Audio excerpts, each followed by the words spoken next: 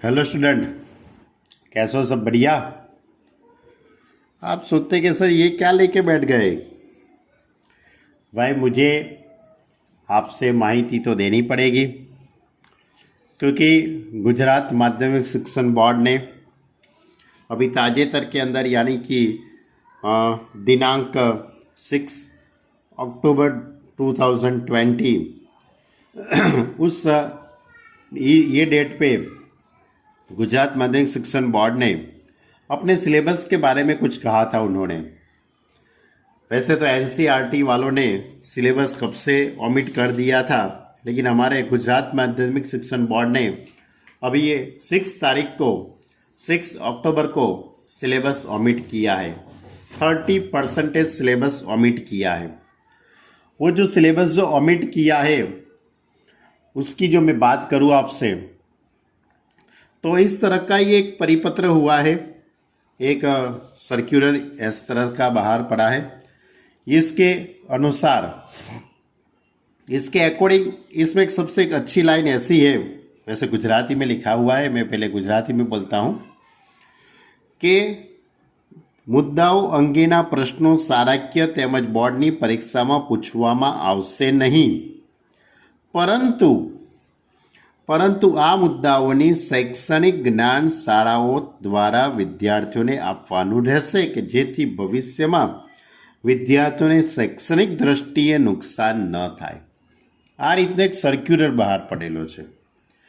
ये सर्कुलर ऐसा कहता है कि जो सिलेबस ओमिट हुआ है, 30% अपना सिलेबस जो ओमिट हुआ है, वो सिलेबस आपको एग्ज़ाम के लिए तैयार नहीं करना है, लेकिन वो पूरा सिलेबस आपको पढ़ना तो पड़ेगा ही। 100% आपको सिलेबस तैयार करना है, बराबर। सिर्फ ओनली वो जो 30% जो सिलेबस है वो एग्ज़ाम के लिए तैयार नहीं करना है, लेकिन आपको पढ़ना पड़ेगा, क्योंकि आगे के एग्ज़ाम के अंदर कहीं भी आपकी कोई एग्ज़ाम होगी, कोई एंट्रेंस एग्ज़ाम होगी, उसके अंदर उसका यूज़ हो सकता है। ओके, तो इसके बारे में मैं आपको चैप्टर वाइज बात करता हूँ। स्टैंडर्ड 12 साइंस मैथ्स 050 अपना कोड है। GSHSEB बराबर, Gujarat secondary higher secondary education board. Year 2020-21 deleted proportion and non deleted proportion, बराबर। जो डिलेटेड पोर्शन है वो और नॉन डिलेटेड पोर्शन उसके बारे में है। तो पहले चैप्टर नंबर 1 से शुरुआत करते हैं। अपना चैप्टर नंबर 1 है डिरेशन एंड फंक्शन। डिरेशन एंड फंक्शन के अंदर सबसे पहली जो एक्सरसाइज होती है वो टाइप ऑफ डिरेशन, वो नॉन डिलेटेड पोर्शन, यानी कि ये आपको तैयार करना है। Type of function, composition of function और बाइनरी ऑपरेशन। कॉम्पोजिशन फंक्शन यानी FOG GOF टाइप के सम होंगे। बाइनरी ऑपरेशन यानी A*B B*C वो टाइप के क्वेश्चन, वो सभी सिलेबस के अंदर है। तो ये चैप्टर के अंदर से डिलीट क्या किया गया है, डिलीटेड पोर्शन। तो इन्वर्स ऑफ फंक्शन, कोई भी फंक्शन है उसका आपको इन्वर्स निकालना, यानी कि F पर से आप F इन्वर्स जो फाइंड करते हो वो नहीं है। इसके अकॉर्डिंग एग्जाम्पल 23, 24, 25, 27, 28 ये ओमिट है। एग्जाम्पल 1 एक्सरसाइज 1.3 उसका क्वेश्चन नंबर 4 to 12 एंड 14, और मिसलेनियस एक्सरसाइज का क्वेश्चन नंबर 2 to 11 ये सिलेबस में से ओमिट है। यानी कि इतने एग्जाम्पल और इतने मिसलेनियस एक्सरसाइज के सम और ये एक्सरसाइज 1.3 के इतने क्वेश्चन वो आपको नहीं करना है। ये चैप्टर नंबर 1 की बात की। उसके बाद अपना दूसरा जो चैप्टर था वो inverse trigonometry function. Inverse trigonometry function के अंदर basic concept, properties of inverse trigonometry function. Properties of trigonometry inverse यानी कि उसके अंदर हमने जो भी फॉर्मूला आपसे बताई है कि sine inverse plus cos inverse is equal to π/2, उस टाइप की फॉर्मूला हो या तो tan inverse x plus tan inverse y की फॉर्मूला, वो सब भी फॉर्मूला आपको तैयार करनी है। चैप्टर नंबर 2 में से omit if and only if, मात्र एक ही टॉपिक ओमिट हुआ है, वो है कि graph of inverse trigonometry function, यानी कि आपको इसके ग्राफ तैयार नहीं करने हैं। यानी कि साइन इनवर्स का ग्राफ कैसा होगा, कॉस इनवर्स का ग्राफ कैसा होता है, tan inverse, cot inverse, sec inverse, cosec inverse, वो जो ग्राफ है वो आपको तैयार नहीं करने। बाकी पूरा चैप्टर आपको करने का है, पूरा चैप्टर यानी 2.1, 2.2, एक्सरसाइज 2, ऑल इलस्ट्रेशन वो सब तैयार करने, कोई भी इसमें से ओमिट नहीं हुआ है। Chapter number 3 matrix, chapter number 3 matrix, उसके में से matrix, type of matrix, operation on matrix. Operation of matrix का मीनिंग होता है कि एडिशन, मल्टीप्लाई, सब्ट्रैक्शन। उसके बाद ट्रांसपोज ऑफ मैट्रिक्स यानी कि A transpose, symmetric and skew symmetric matrix and invertible matrix, ये सब भी टॉपिक है। इसमें से कौन सा टॉपिक ओमिट किया है उन लोगों ने, तो टॉपिक ओमिट किया है वो है existence of non zero matrix whose product of the is the zero matrix, और concept of elementary row and column operation, और proof of the uniqueness of inverse if it is exist. ये जो 3 topic है उसने दूर किए कर दिए हैं। इसके अकॉर्डिंग एग्जाम्पल नंबर 15, 23, 24, 25 और एक्सरसाइज 3.4 में से क्वेश्चन नंबर 1 to 17। एग्जाम्पल 15, 23, 24, 25 और एक्सरसाइज 3.4 का क्वेश्चन नंबर 1 to 17 इतने ओमिट किए हैं, बाकी सब एज इट इज़ है। उसके बाद चैप्टर नंबर 4 डिटर्मिनेंट। डिटर्मिनेंट के अंदर determinant, properties of determinant, area of triangle, minor and cofactor, adjoint and inverse of matrix, ये सब भी टॉपिक है।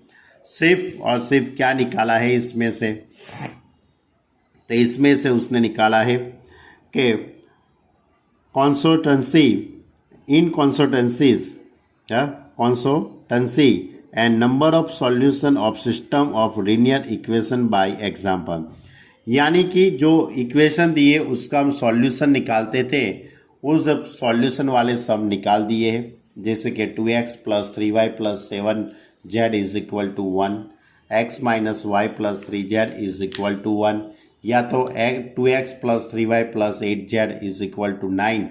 इसमें से आप x, y, z की वैल्यू फाइंड करेंगे, वो सब इक्वेशन यानी कि वो सब मेथड निकाल दी है।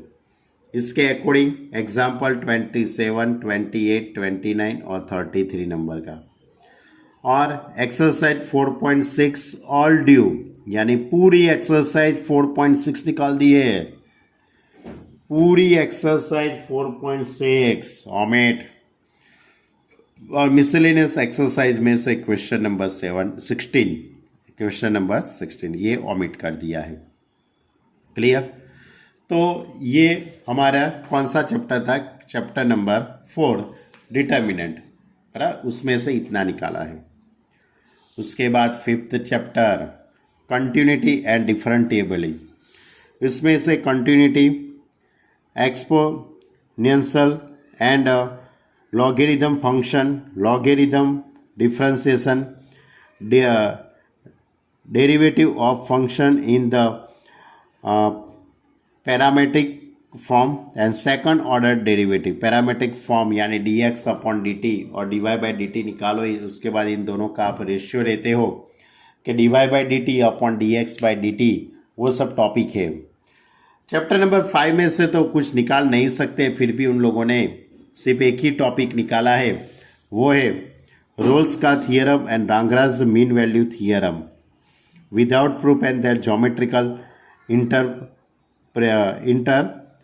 इंटरप्रिटेशन, यानी कि example number 42, 43 and exercise 5.8 all question, यानी पूरी एक्सरसाइज 5.8 ओमिट कर दी है। पूरी एक्सरसाइज 5.8 ऑमिट कर दी है। यानी कि पूरा 5th चैप्टर आपको करना है, सिर्फ और सिर्फ 5.8 निकाली है और इसके अकॉर्डिंग एग्जाम्पल 42 और 43 ही निकाला है, बाकी पूरा चैप्टर आपको करना है। उसके बाद chapter number 6 application of derivative. Application of derivative, इसके अंदर increasing and decreasing function, increasing and decreasing function, tangent and normals, maxima and minima, ये 3 टॉपिक रखे हैं और ये जो 2 टॉपिक है उसने ओमिट कर दिए हैं। Use of derivative in approximation, यानी अप्रोक्सीमेटरी जो वैल्यू हम निकालते हैं वो टॉपिक निकाल दिया है। Rate of changing at quality और क्वांटिटीज़, यानी कि क्वांटिटी में जो फेरफार होता है वो चेंजिंग होता है, वो सब निकाल दिए है, यानी कि 2 टॉपिक निकाले हैं। इसके अकॉर्डिंग आपके पास एग्जाम्पल 1 to 6, 21, 22, 23, 24, यानी 21 to 25, 49, 51, ये सब एग्जाम्पल हटा दिए हैं। एक्सरसाइज 6.1, 6.4 और क्वेश्चन, यानी पूरी एक्सरसाइज ओमिट कर दी है। कौन सी? 6.1 और 6.4, ये दोनों एक्सरसाइज निकाल दी है। और मिसलेनियस में से क्वेश्चन नंबर 13 एंड 19, ये दोनों क्वेश्चन निकाल दिए। तो ये था हमारा चैप्टर नंबर 6। उसके बाद चैप्टर नंबर 7 इंट्रीगल्स, इंट्रीगेशन। इंट्रीगेशन के अंदर कोई भी टॉपिक वो लोग ओमिट नहीं कर सकते, उन्होंने सिर्फ और सिर्फ एक ही टॉपिक ओमिट किया है, वो है हमारी एक्सरसाइज 5.8, बराबर। एक्सरसाइज 5.8 ऑल क्वेश्चन, यानी पूरी एक्सरसाइज 5.8 ओमिट की है। Example number 25 on page number 333 number के पेज पर का, 26 और मिसलेनियस एग्जाम्पल क्वेश्चन नंबर 40, ये इतना दूर के दिया है। बाकी सब टॉपिक है, सब टॉपिक है, यानी कि जितनी भी मेथड है, बराबर। Integration as the inverse propose of differentiation, method of integration, integration integrals of some particular function, integration by the partial function, by the partial fraction, integration by parts वाली मेथड, यानी u into v वाली method. Fundamental theorem of calculus, यानी कि integration a to b होता है तो उसका integration. Evaluation of definite integrals by substitution, some properties of definite integrals, यानी कि सब एक्सरसाइज 7.1, 7.2, 7.3 से लेकर सब एक्सरसाइज करनी है, सिर्फ और सिर्फ 7.8 नहीं करना है। और उसके अकॉर्डिंग एग्जाम्पल नंबर 25, 26 और क्वेश्चन मिसलेनियस में से example number question number 14 number का इतना नहीं करना है, बाकी सब करना है। उसके बाद अपना 8th chapter application of integrals. Application of integrals में से एरिया अंडर सिंपल कर्व, यानी 2 टाइप के इसमें क्वेश्चन थे, एक सिंपल कर्व था और 2 कर्व देते थे, उसमें से सिंपल कर्व वाले सम रहे हैं।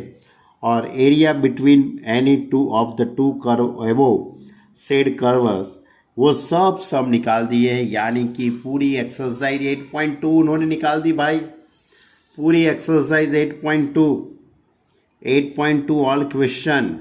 उसके बाद लिखा है एग्जाम्पल नंबर 6, 7, 8, 9, 10, 13 सेकंड, 13 का सेकंड, 15 और मिसलेनियस में से क्वेश्चन नंबर 2, 6, 2 और 6 से 19, इतने सम उसने निकाल दिए हैं। बाकी सब सम आपको करना है। वैसे तो बहुत सारा निकाल दिया, बराबर। चैप्टर नंबर 8 में से तो उसने बहुत सारा निकाल दिया है, लेकिन ध्यान रखना ये जो भी निकाला है वो आगे के फ्यूचर में आपको बहुत इसका यूज़ हो सकता है। इंजीनियरिंग फील्ड में जाएंगे या तो फिर बीएससी करेंगे या तो कोई भी जगह पे जाएंगे तो आपको इसका यूज़ होता है। इसलिए आप ये टॉपिक को ओमिट करे बिना पूरी पढ़ाई करना, भले एग्ज़ाम के टाइम के आप इसकी पढ़ाई मत करो, लेकिन नॉलेज के लिए पढ़ाई करनी ज़रूरी है। उसके बाद 9th चैप्टर अपना डिफरेंशियल इक्वेशन, डिफरेंशियल इक्वेशन के अंदर दो टाइप के सम उसने ऑमिट कर दिए। पहले तो कौन सा है, तो बेसिक कॉन्सेप्ट। बेसिक कॉन्सेप्ट के अंदर डिफरेंशियल इक्वेशन किसको कहते हैं, उसकी डिग्री कैसे निकालते हैं, ऑर्डर कैसे निकालते हैं, वो सम। General and particular solution of differential equation and method of solving first order first degree differential equation। अब आपके पास तीन ऑर्डर है, अगर तीन मेथड है। तीन मेथड कौन से सेपरेट वेरिएबल की है, होमोजीनियस फंक्शन की है और लीनियर डिफरेंशियल इक्वेशन। तो उन लोगों ने इसमें से solution of linear differential equation ये टॉपिक उसने दूर कर दिया है। और formation of differential equation whose general solution is given, यानी किसी का जनरल सॉल्यूशन देते हो उसके ऊपर से आप डिफरेंशियल इक्वेशन कैसे बनाते हो वो निकाल दिया है। यानी कि ओमिट क्या किया है, तो एग्जाम्पल 4 to 8, 19 to 23, 25, 28। एक्सरसाइज 9.3 पूरी निकाल दी है, 9.6 भी पूरी निकाल दी है बच्चे लोग, 9.3 भी निकाल दी, 9.6 भी निकाल दी है पूरी। और मिसलेनियस में से क्वेश्चन नंबर 3, 5, 12, 13, 16 इतने सब निकाल दिए है। ओके, चलो अब chapter number 10 and 11 3 dimensional geometry. तो chapter 10 vector algebra, some basic concept, type of vectors, addition of vector, multiplication of a vector by scalar, product of two vectors, ये टॉपिक है। सिर्फ और सिर्फ उन्होंने एक ही टॉपिक निकाला है, वो है complementary of three vector. Complementary of three vector का जो एक टॉपिक आता है वो ओमिट किया है। इसके अकॉर्डिंग एग्जाम्पल 27, 28, 29 और एक्सरसाइज 10.5 का question number 2 to 7 page number 622 number के पेज पे इन सप्लीमेंट्री मटेरियल, यानी कि पीछे जो सप्लीमेंट्री मटेरियल दिया है उन्होंने उसमें 10.5 का क्वेश्चन नंबर 2 to 7 वो ओमिट कर दिया, बाकी सब है। क्लियर। चलो chapter number 11 3 dimensional geometry. 3 dimensional geometry के अंदर दो टाइप की ज्योमेट्री आती है, एक लाइन आती है और प्लेन।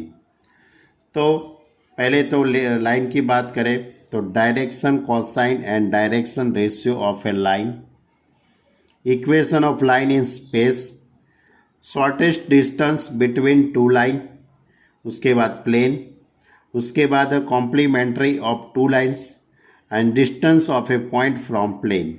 ये टॉपिक है। उन्होंने कौन से टॉपिक उड़ाड़ दिए हैं, तो एंगल बिटवीन टू लाइन, यानी कि दो लाइन के बीच का एंगल कैसे निकालते हो, दो प्लेन के बीच का आप एंगल कैसे निकालते हो वो, और लाइन और प्लेन के बीच का एंगल कैसे निकालते हो वो।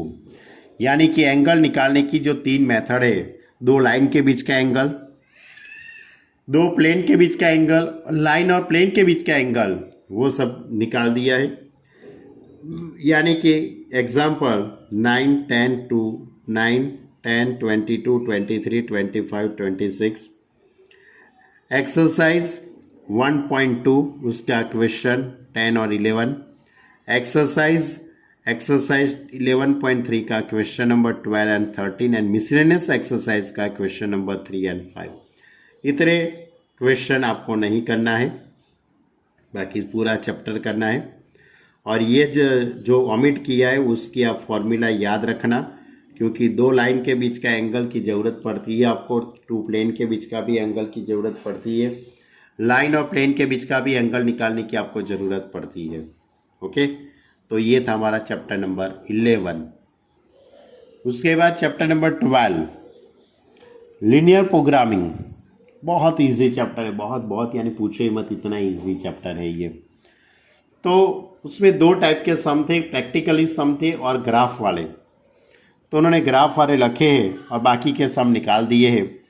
यानी कि linear programming problem and it's a mathematical form, यानी मैथमेटिकल फॉर्म देते हैं, उसके पास से आपको जो ग्राफ ड्रॉ करना है वो है।